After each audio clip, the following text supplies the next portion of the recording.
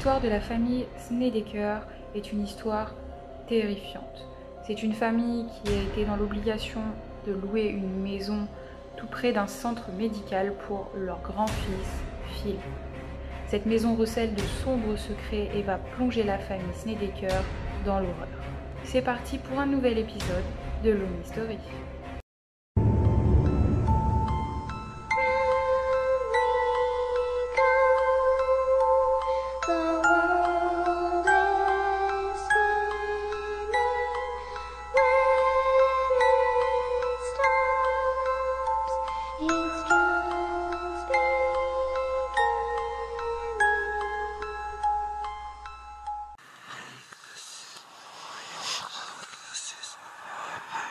Carmen et Alan Snedeker ont 4 enfants, 3 garçons et une fille. Les 2 plus grands sont issus d'un précédent mariage avec Carmen. La petite famille vit à New York, cependant voilà, leur fils Philippe, l'aîné, est atteint d'un lymphome, c'est-à-dire une forme grave de cancer qui l'oblige à effectuer des soins à environ 500 km de là où il vit. En 1987, Philippe fait un nouveau essai de traitement et ça devient de plus en plus difficile pour lui d'effectuer les trajets. Même si la famille Snedeker n'a pas beaucoup d'argent, ils décideront par obligation de louer une maison dans le Connecticut, près du centre médical. Ils s'installeront alors dans une grande maison, le Hallahan House. C'est une vieille maison victorienne qu'ils ont eu étrangement donc à bas prix.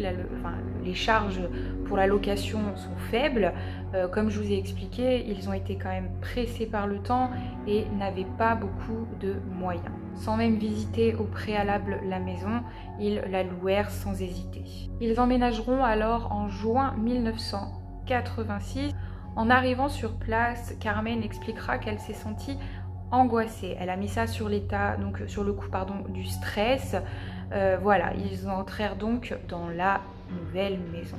Seulement un détail frappe Carmen. Dès l'instant où elle a posé le pied dans la maison, elle s'est rendue compte qu'au-dessus de chaque porte, il y avait des crucifix. Et c'est en descendant au sous-sol avec son mari que les choses prirent une tournure terrible. Ils découvrèrent une grande salle avec de nombreux instruments comme chirurgicaux et une table réfrigérante au centre. Très rapidement et en vue de leur découverte, ils comprirent qu'ils étaient dans une salle d'embaumement et que leur maison était certainement avant un dépôt mortuaire. Par rapport à ça, il y a plusieurs versions. Les propriétaires ainsi que les voisins affirment que la famille Snedeker savait au préalable que la maison était un dépôt mortuaire. La famille, eux, nie et disent que ça leur a été dissimulé et ce n'est qu'en découvrant cette salle d'embaumement qu'ils ont compris. Dans cette même salle, ils y découvriront également des photos de défunts et même un monte-cercueil, c'est-à-dire un petit ascenseur, vous savez, où on faisait monter les cercueils. Ça fait froid dans le dos. Malgré ça, la famille, même avec le souhait de s'en aller, ne peuvent plus. Ils n'ont pas d'argent, ils sont pris à la gorge et n'ont pas le choix que de s'installer ici. Le couple décidera alors d'un commun accord de ne pas en parler aux enfants. Philippe est assez perturbé et vu comme il est malade, il n'a pas besoin de savoir que la maison dans laquelle il vit a eu des choses quand même assez terribles.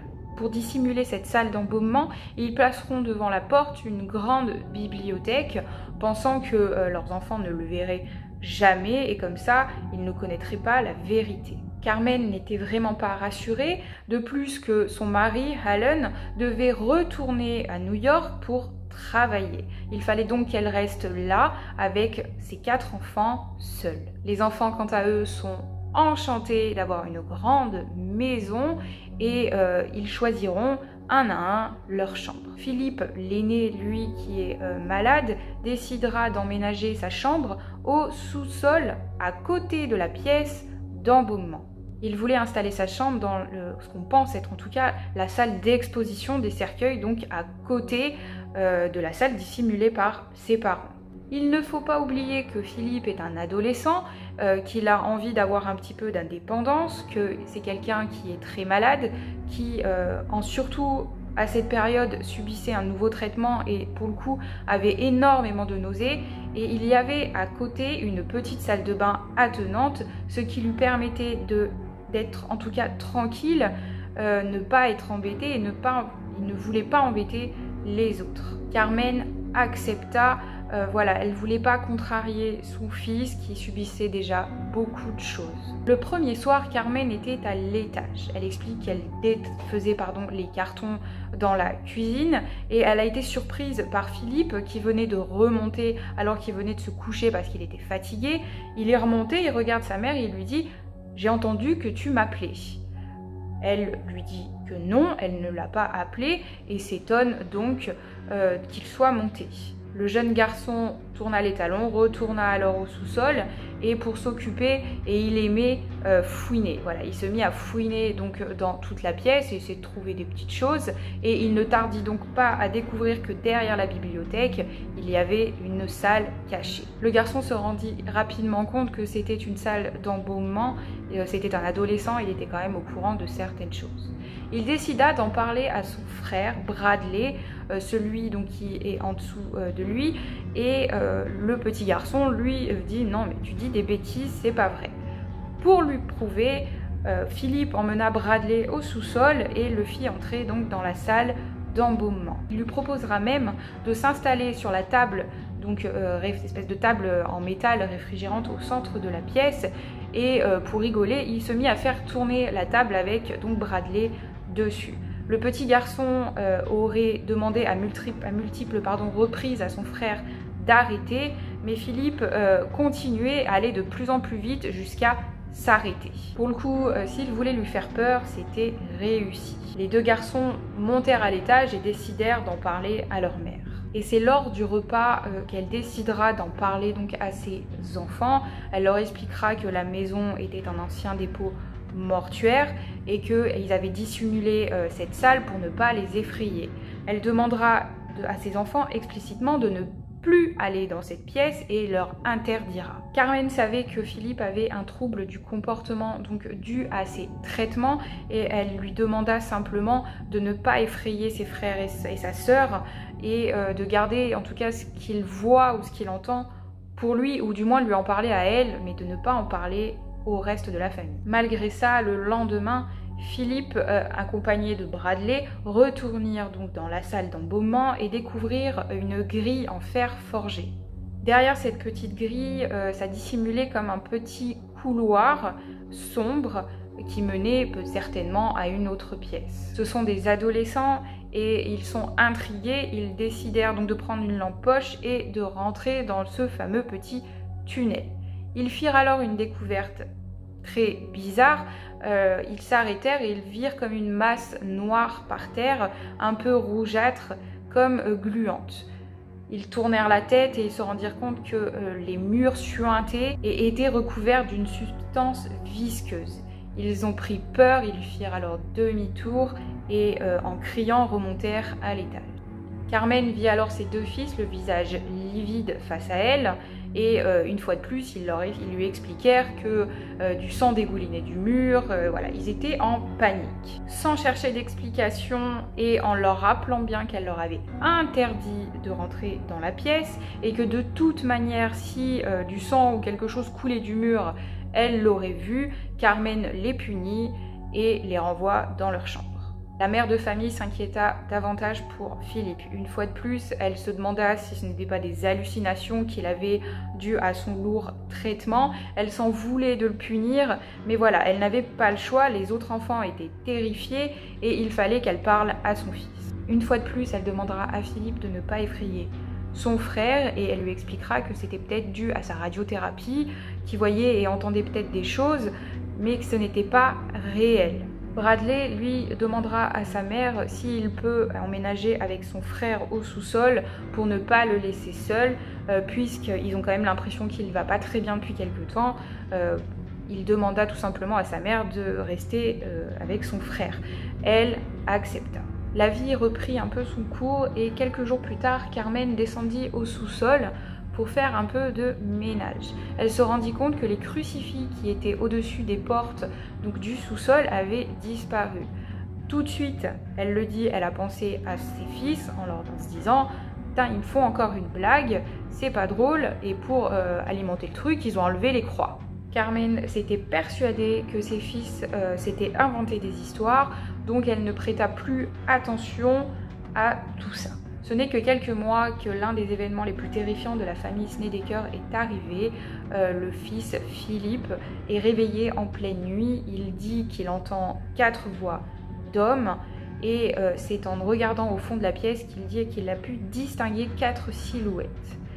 Paniqué, il a réveillé son frère Bradley en lui disant « Tiens, je suis pas fou, tu les vois aussi ?» Et en effet, Bradley confirmera voir également 4 silhouettes d'hommes. Ils montèrent donc réveiller Carmen qui descendit quand même pour vérifier qu'il n'y ait pas des cambrioleurs, mais il n'y avait rien et une fois de plus, elle ne les crut pas et le lourd traitement que subissait Philippe en était une fois de plus la cause. Mais comment expliquer que Bradley, lui, voyait aussi des choses? Elle s'est tout simplement dit qu'ils se traînaient un petit peu tous les deux et que, voilà, peut-être que Philippe avait persuadé son frère que la maison était hantée et donc Bradley avait comme aussi l'impression de voir des silhouettes alors qu'il n'y en avait pas.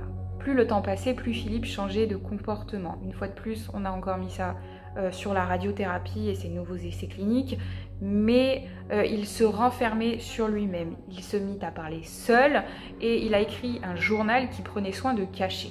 Il était devenu susceptible et s'énervait pour rien du tout, alors que c'était quelqu'un de nature calme. Carmen, elle, était dépassée par ça, elle ne savait plus quoi faire, elle ne voulait pas non plus le rendre encore plus mal. Du coup, voilà, c'est une mère qui ne savait plus clairement comment agir avec son enfant atteint d'une grave maladie.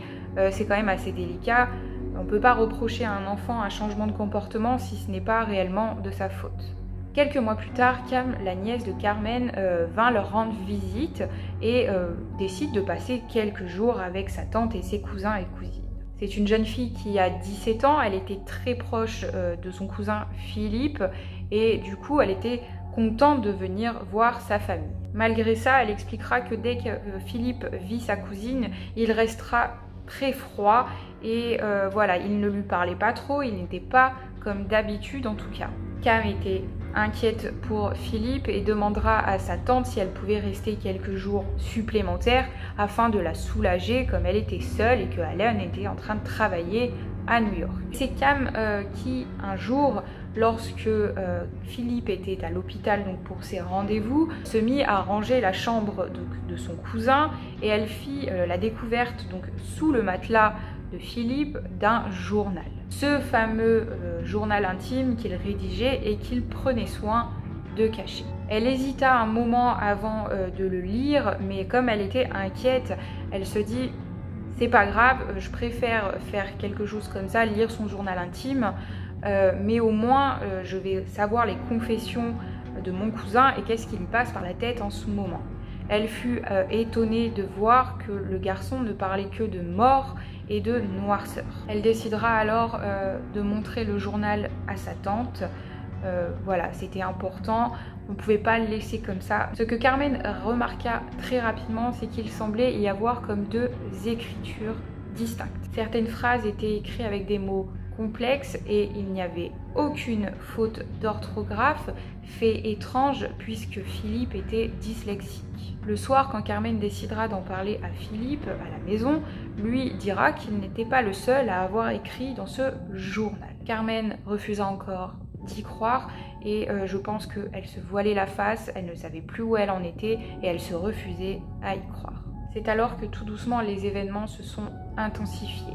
Cette fois-ci, Cam, qui avait quand même la tête sur les épaules, ressentit des choses. Elle confessa à sa tante qu'elle avait l'impression que la nuit quelqu'un tirait sa couverture ou soulevait ses draps. Carmen pensa malheureusement que c'était encore une fois un tour de Philippe qui venait faire peur à sa cousine la nuit et il y avait de quoi y croire étant donné que le garçon changeait radicalement donc de comportement, c'était de plus en plus flagrant. Il suivait parfois sa famille dans la maison sans dire un mot, comme un zombie, et tout le monde commençait un petit peu à avoir peur, surtout les enfants qui ne reconnaissaient pas leur grand frère. Carmen se décidera avec réticence à aller voir un médecin. Il fallait qu'elle discute, qu'elle explique que son fils avait changé de comportement, qu'il devenait étrange, qu'il avait l'impression que quelqu'un hantait la maison, qu'il avait des hallucinations. Elle expliqua donc tout ça à un médecin spécialisé qui lui eut l'impression qu'elle me parlait de quelqu'un de schizophrène.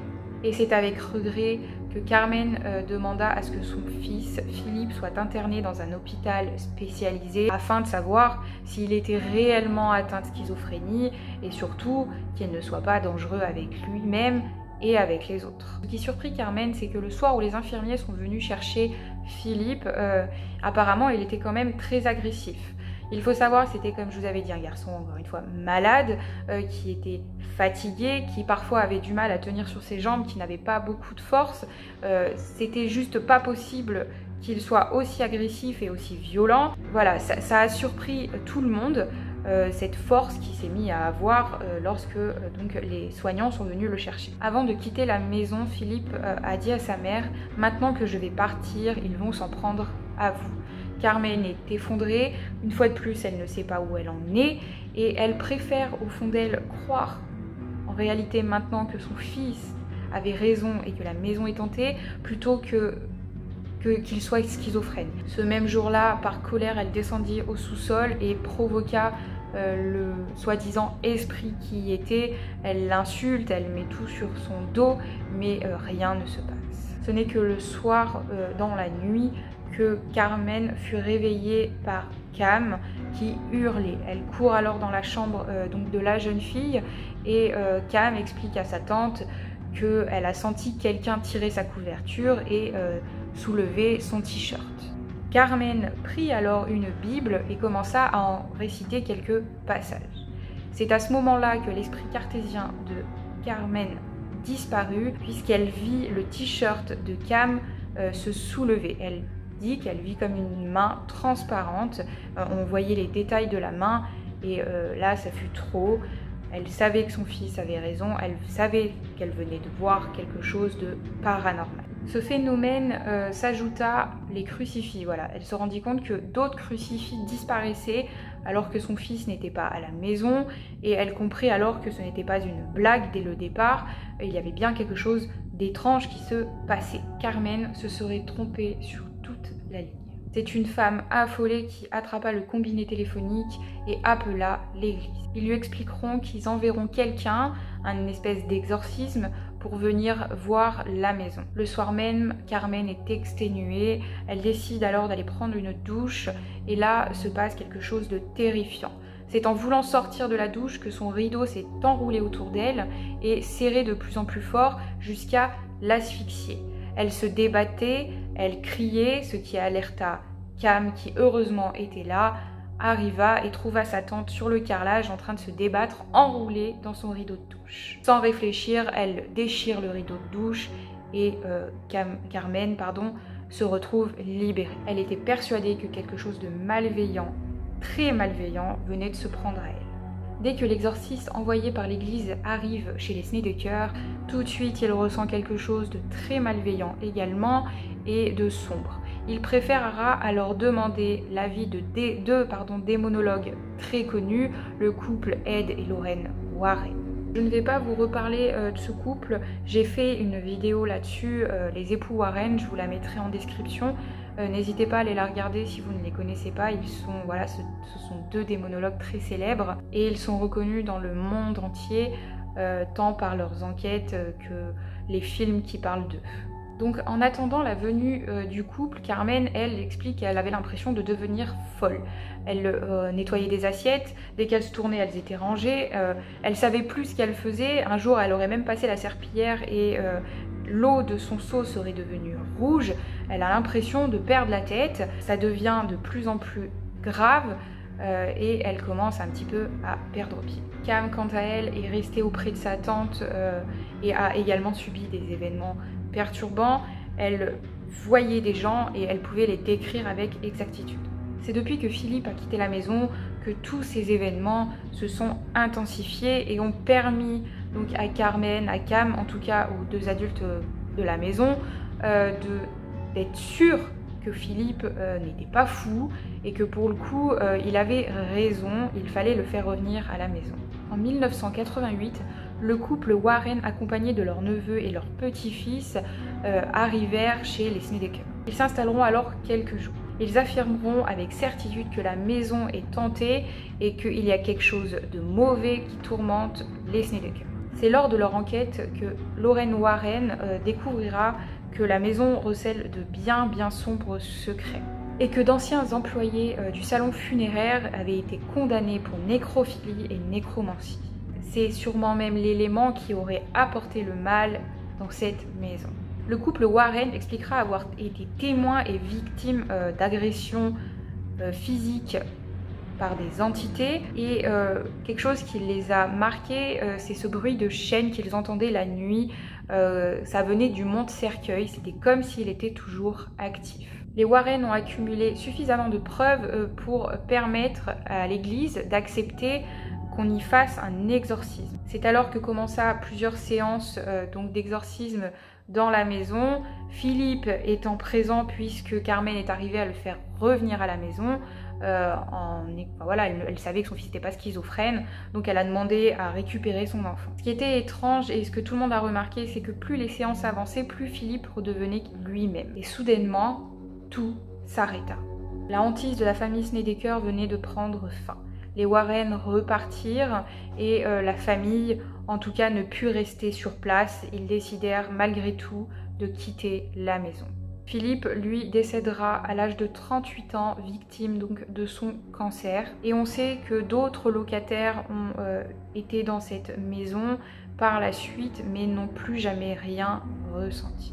Comme à chaque fois, les histoires de hantise font parler d'elle et celle-ci n'a pas dérogé à la règle. Et voilà, on ne sait toujours pas si c'était vrai ou non. Ça, moi, je ne vous donnerai pas mon avis parce que clairement, je ne sais pas. Et je préfère que vous fassiez votre propre opinion. N'hésitez pas, une fois de plus, à me dire en commentaire ce que vous en avez pensé. Si vous savez des choses en plus, voilà, n'hésitez pas, moi, ça me fait plaisir de vous répondre à chaque fois. Sachez qu'en 2009, le film Le Dernier Rite a parlé de cette histoire. N'hésitez pas à aller le voir, il est très sympa. Pour le coup, il y a quand même pas mal de concordance avec la réelle histoire et ça m'a permis de comprendre pas mal de petites choses et de me faire un peu une idée visuelle en tout cas. J'espère que cette vidéo vous aura plu, je vous dis à bientôt et puis merci.